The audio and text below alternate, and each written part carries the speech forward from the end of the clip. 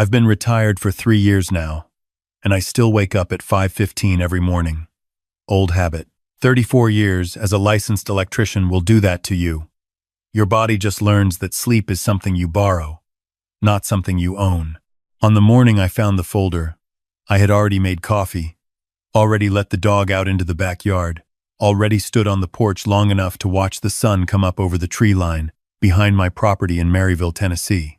The air smelled like it always does in late October out here, wood smoke from somebody's chimney 2 streets over, damp leaves, the faint sweetness of the last of the season's grass before the cold kills it for good. I wasn't looking for trouble that morning. I wasn't looking for anything. I just went down to the basement to check on the water heater because it had been making a sound the night before that I didn't like, a low knocking sound that reminded me of a pump working too hard. I am 62 years old, and I still cannot hear a sound like that without going to find out what's making it. That's when I saw it. A manila folder, thick with papers, tucked between the back of the water heater and the cinder block wall. It wasn't hidden particularly well, or maybe it was hidden exactly well enough hidden from anyone who wouldn't think to look there, which is everyone except a retired electrician who has been crawling behind water heaters and furnaces his entire adult life. I pulled it out. The edges were slightly bent where it had been wedged in. I stood there in the low light of my basement, holding it, and I didn't panic. I want you to understand that. I didn't panic because some part of me, some quiet, tired part of me that I hadn't wanted to listen to for a long time already knew. I set the folder on my workbench. I went upstairs and refilled my coffee. I stood at the kitchen window for a while, watching the dog root around in the dead leaves along the fence line. Then I went back downstairs and I opened it. There were 11 documents inside. Loan agreements, mostly. 2 were refinancing applications on my property, this house, the one I paid off in 2019, the one my late wife Sandra helped pick out, the one where we raised our son and where I planned to spend the rest of my life. 3 were personal loan applications in my name from a financial company I had never heard of, with an address in Nashville. There were also 2 life insurance policy modifications, redirecting the beneficiary designation on my policy. My name was on everything. My signature was on everything. I stared at my own signature for a long time, the way you stare at something in a dream that looks real but isn't quite right. Every loop was correct. Every slant matched. But I hadn't signed a single one of them. My son Marcus had been in and out of this basement many times over the last year and a half. He had stored boxes here when he and his wife Kelly moved into their new place over in Alcoa. He had borrowed tools. He had come by on Sundays sometimes, not as often as I would have liked, but enough that I had never once thought to question why he was walking through my house. That is what trust looks like. It looks like not asking. I have to tell you who Marcus was before I tell you what Marcus had become, because otherwise none of this makes sense, and because even now, sitting here, I need you to understand that the man in those loan documents is not the same boy I raised. Or maybe he is. Maybe that is the hardest thing, not knowing which version of your child is the true one. Marcus was born in 1988 inches Maryville, and he grew up here the way kids used to grow up in small towns in the South, which is to say mostly outside, mostly unsupervised, mostly fine. He was quick-tempered as a teenager, which I always figured he got from me, but he was also kind in the way that mattered, the kind that shows up without being asked. When Sandra was diagnosed with breast cancer in 2011, Marcus drove 3 hours every week to sit with her during chemo, never once asking for credit for it, never once making it about himself. I remember watching him hold her hand in that hospital chair, this big, broad-shouldered man who had cried exactly twice in his adult life in front of me, and thinking, I did something right. Sandra passed in 2014. After that, Marcus and I grew closer in the way that grief sometimes forces people to raw, and without ceremony, the 2 of us eating takeout at this kitchen table in silence, not because there was nothing to say, but because some things don't need to be said to be felt. He remarried in 2018. Kelly is a good woman. They have a daughter named Avery, who just turned 4, who has Sandra's eyes in a way that still stops my breath sometimes when she looks up at me across a room. I tell you all of this so you understand what was at stake when I stood in my basement with those 11 documents spread across my workbench. The total amount borrowed against my name, between the loans and the refinancing applications, was just over $216,000. I had to read that number 3 times before I believed it. I put the folder back exactly as I had found it. I went upstairs. I sat at the kitchen table for a very long time. Let me tell you about the thing that people don't understand when they hear a story like this. They think the hardest part is the anger. It isn't. The anger came. Yes, a white, quiet kind of anger that I hadn't felt since I was a much younger man, but anger is straightforward. You know what to do with anger. You breathe through it. The hardest part was the arithmetic. The arithmetic of what this meant. All the different versions of the future that were now possible, and which of them I was willing to live in. Option 1. I confronted Marcus directly. I showed him the folder. I demanded an explanation. And then what? He denied it, or he broke down, or he told me something that I couldn't unhear, and meanwhile the loans kept existing, the forged signatures kept existing, and whatever he owed to whoever he had borrowed from kept existing, and I had nothing except my word against documents that bore my name. Option 2. I said nothing. I pretended I had never been in the basement that morning. I let it continue, and I watched the house Sandra and I had chosen together disappear out from under me, piece by piece, in a process I had been deliberately excluded from. Option 3 was the one I couldn't look at directly yet. The one that had a shape, like a door you don't want to open. I chose to wait.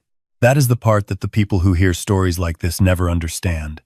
And it is the part I am going to explain to you clearly, because I owed it to Marcus to be certain before I did anything irreversible. Certainty takes time. Certainty requires evidence that you didn't photograph in a panic, and evidence that isn't going to fall apart because a defense attorney can argue you misidentified your own basement. I am an old electrician from East Tennessee, and I am not a stupid man. I called my attorney, a woman named Patricia Hollis, from a gas station payphone 40 minutes away from my house. I am aware that this sounds extreme. I am aware that most people would ask why I didn't just call from my cell phone. And the answer is that I had spent 3 decades working in buildings, and I knew how easily things left traces, and I had already decided that if I was going to do this, I was going to do it in a way that Marcus would not see coming until it was done. Patricia had handled Sandra's estate. She had also, years ago, handled a contract dispute for me that involved a general contractor who had been skimming from a commercial project I was subcontracted on. She was not a woman who was surprised by what people were capable of. I told her what I had found. She was quiet for a moment, and then she said, "Richard, don't move anything. Don't confront him, and come see me Monday." I saw her Monday. She explained what I was looking at: elder financial fraud, forgery, wire fraud, given that financial institutions in other states were involved. She explained that this was not a civil matter. She made some calls.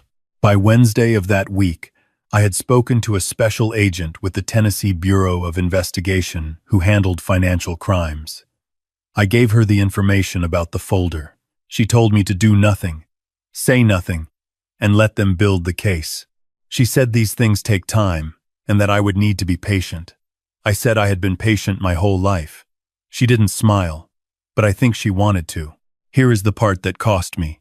Marcus came to dinner the following Sunday. He sat at this kitchen table, the same table where we had eaten takeout in silence after his mother died, and he told me about Avery's new preschool and a project he was working on at his job, and he asked me how the water heater was running, and I told him it was fine. The knocking had stopped. He looked at me when I said that, just briefly, and I looked back at him, and nothing passed between us that you could have pointed to and called dishonest. That is either a testament to how good a liar he had become, or a testament to how much he needed to believe I didn't know. I am still not certain which. I made pot roast. We ate. Avery fell asleep on the couch with the dog, and Kelly took pictures of it on her phone. And Marcus sat across from me with a cup of coffee and talked about maybe coming by the next weekend to help me clean out the gutters. I said that would be good. I meant it. There was a version of that evening that was completely ordinary, and I held on to it for as long as I could. The way you hold your breath before going underwater. The investigation took 4 months. I did not look at the folder again. I did not go back to the basement unless I had to. I let Marcus come by when he wanted to. I continued to be his father. I cooked dinner. I took Avery to the park. I watched football with him on a Saturday in November and did not say a single word about any of it. I have been asked, since then, how I was able to do that. The answer is that I told myself I was waiting for the version of events that would save the most of what was left. I was waiting for the process to work the way it was supposed to work. Because the one thing I had learned in 34 years of licensed work inside other people's buildings was that when you bypass the system and try to fix something yourself, without understanding the whole circuit, you create problems that are much harder to fix than the original problem was. In February, on a Thursday morning, federal agents and TBI officers arrested Marcus at his office in Alcoa. He was charged with 8 counts of financial exploitation of an elderly person, 4 counts of forgery, and 2 counts of wire fraud. The total amount they had been able to document by then had grown to $260,000. There had been accounts I hadn't known about. There had been things that had started before the folder, before the basement, before I had any idea. Patricia called me from outside the courthouse while it was still happening. I was sitting in my truck in the parking lot of a hardware store on the other side of town. I had gone there that morning knowing it might happen that day, because the agent had told me they were close, and I had needed somewhere to be that wasn't my house, and wasn't anywhere near that part of Alcoa. Patricia said they had him. She asked me how I was doing. I told her I was fine. That was the second time in my life I told a complete lie to a woman who deserved the truth from me, and I knew it when I said it, and she knew it when she heard it, and neither of us said anything else about it. Kelly called me 20 minutes later. She was crying in the way that people cry when they are not yet fully certain of what they're crying about, that first cry that is more shock than grief. I told her I loved her, and I loved Avery, and that she could call me any time, day or night, and I meant every word of that. She asked me if I had known. I paused for exactly as long as it took me to decide that this was not the moment for a complete accounting of everything, and I said that I had known something was wrong for a while, and that I had been afraid and I hadn't known what to do. That was true enough to say out loud. Kelly didn't say anything for a moment. Then she said, "He told me it was for the house. He told me you knew about it." I didn't say anything to that either. Some things you absorb in silence. Marcus called me from his attorney's office 3 days after the arrest. The call was brief. He did not ask me directly if I was the one who had reported him. He asked me instead why I hadn't come to him, why I hadn't given him a chance to explain. His voice was controlled in the way that voices get when a person is working very hard to keep something contained, and underneath that control there was something else, not anger, exactly. Something closer to disbelief. I think some part of Marcus had genuinely believed that no matter what he did, I would choose him, that I would absorb the loss, rather than report my own son. I want to be honest with you. There was a part of me that considered it.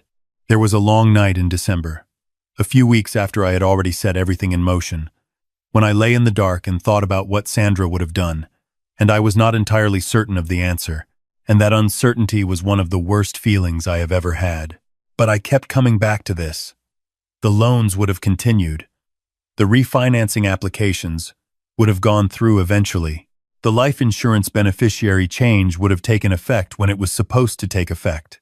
And I would have lost not just the money, I would have lost the house, the last physical place where my wife's presence still existed, in the paint colors she chose, and the garden she planted, and the kitchen window she used to stand at in the mornings.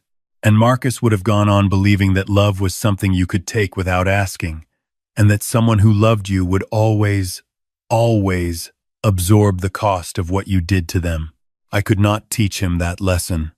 I had tried every other way I knew how to teach him. I had one way left. He pled guilty in April to 3 of the 8 counts of financial exploitation. The other charges were dropped as part of the agreement. His sentencing was in June. I sat in the 3rd row.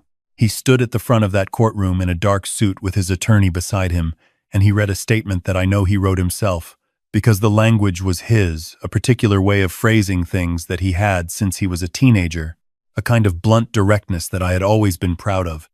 now turned toward describing the damage he had done. He mentioned me once, near the end, without looking up from the paper.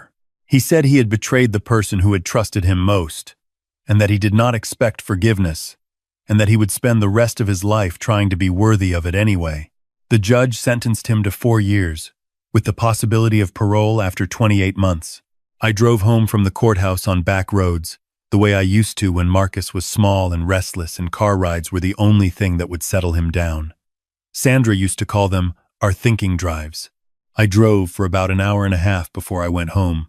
Avery still comes to see me on weekends. Kelly brings her, and they stay for dinner, and Avery runs through the backyard with the dog the same way she always has. And I sit on the back porch and watch her, and I think about all of it. I think about the folder behind the water heater. I think about the Sunday dinners where I served pot roast to a man I was quietly reporting to the authorities.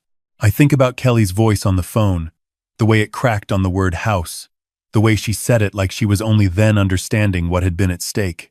People ask me sometimes, not often, but sometimes, whether I regret it, whether I wish I had handled it differently, given him a chance to come clean on his own, given him a chance to undo what he had done, or at least to stop doing it. I have sat with that question for a long time. I am still sitting with it. What I know is this: Marcus needed someone to stop him. Not because he is a bad person. I do not believe he is a bad person. Even now, even after all of it, I believe he is a person who had convinced himself that what he was doing was temporary, that he would pay it back before anyone noticed, that the harm he was causing was somehow offset by the fact that he was the one causing it and not some stranger. That is the particular delusion of people who steal from family. They believe that love is a kind of collateral, that you can borrow against it indefinitely and the account will never come up empty. He was wrong about that. And I am the one who showed him he was wrong. I did not do it cruelly. I did not do it out of anger. I did it because I am his father. And because being his father means choosing what he needs over what either of us wanted from that moment. It means accepting that he may walk out of that facility in 28 months still believing that I betrayed him. It means sitting with the possibility that the version of my son who told his mother's hand during chemo and drove 3 hours every week to be there for her, that version of him is still in there somewhere under everything that came after. And it means holding on to that possibility the way you hold a level against a wall, not because you're certain, but because you need something straight to measure against.